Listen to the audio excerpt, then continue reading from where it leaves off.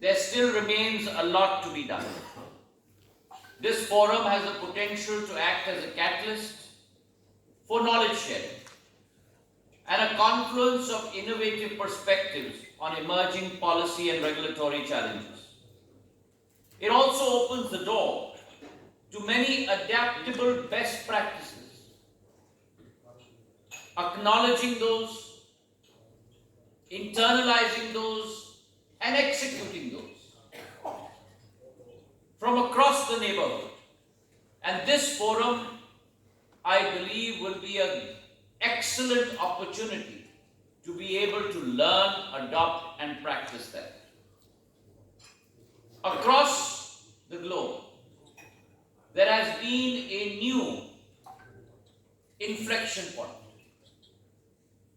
The advent of non-terrestrial networks, more specifically, the GEO, in addition to the GEO satellites, the medium Earth orbit and the low Earth orbit satellites, have now given a new inflection point to telecommunication technology.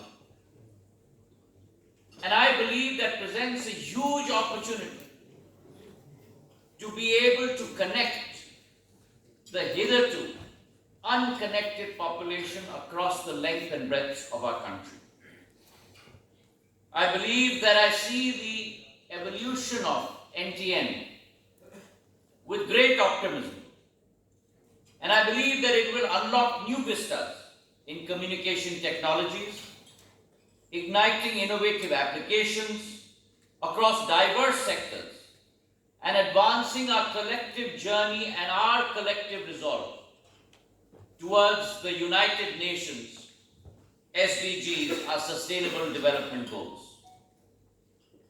Now, while we embark on this journey, I must also talk about the vibrancy of the Indian telecommunications landscape, inspired very much by our Prime Minister's own words and his resolve.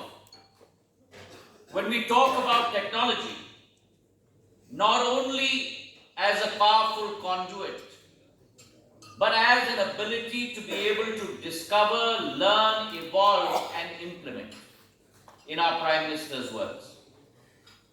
India, ladies and gentlemen, treats technology not only as a tool, but as a harmonious blend of speed, blend of simplicity, and blend of service. And the capability of this technology to empower our marginalized people across the length and breadth of our landscape. India has advanced tremendously, and we believe that this telecommunication and digital technology should be a custodian of sustainable economic development.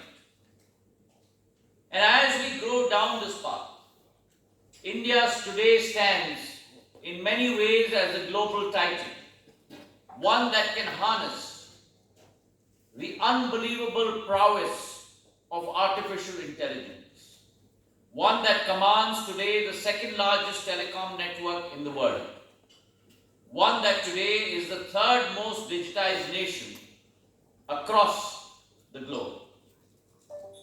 We have had tremendous advancement in the last decade. If you look at broadband connectivity, we've experienced a 15-fold transformation from 60 million connections to 924 million connections. When you look at our telecom capability, close to about 1.2 telephone users today across our country, 970 million internet subscribers.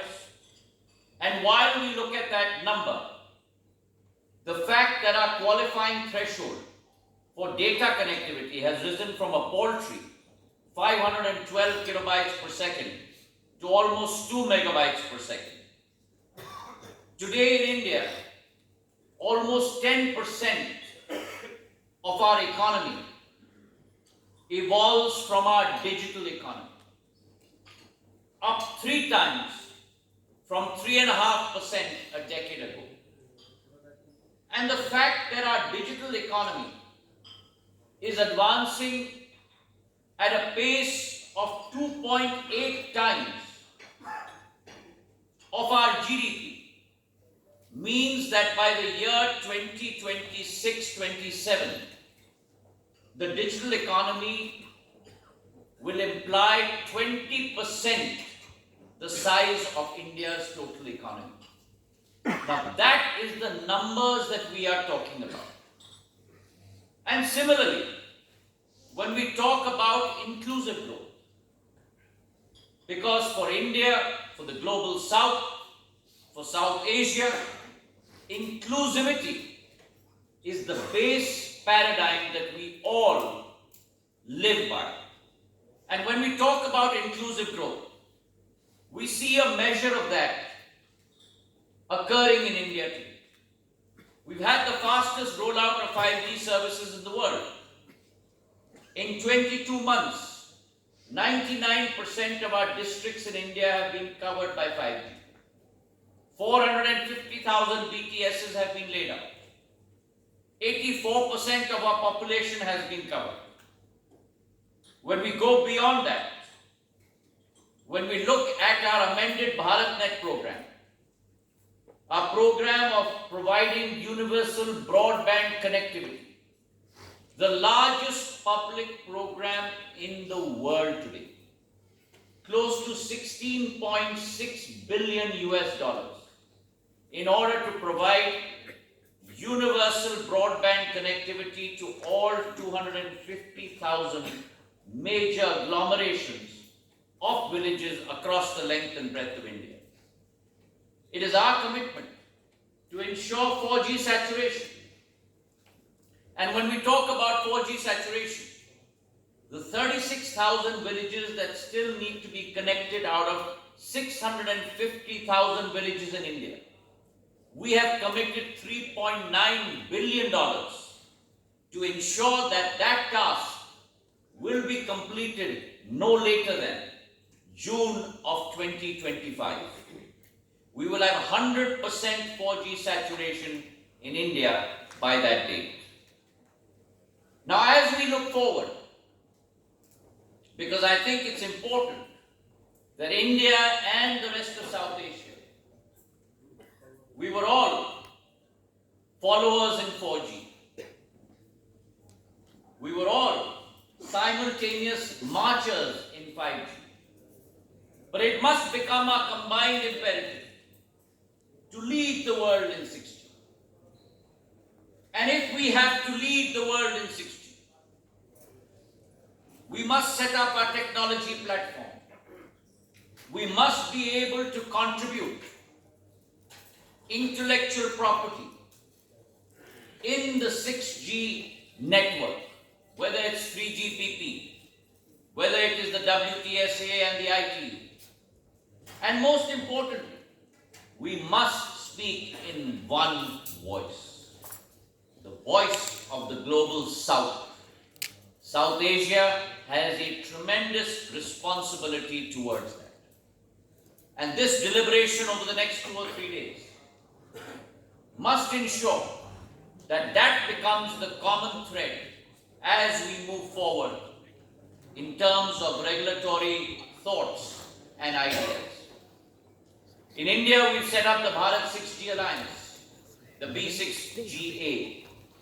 We have tied up with countries across the world to make sure that our contribution becomes part of the key 6G movement at the ITU.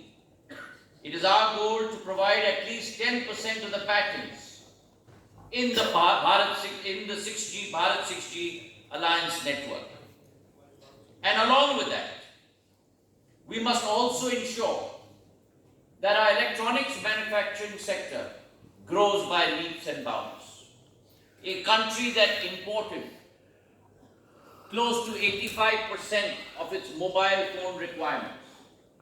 Today, under the Prime Minister's resolve and commitment, today 99.3% of India's mobile requirements are manufactured within the country.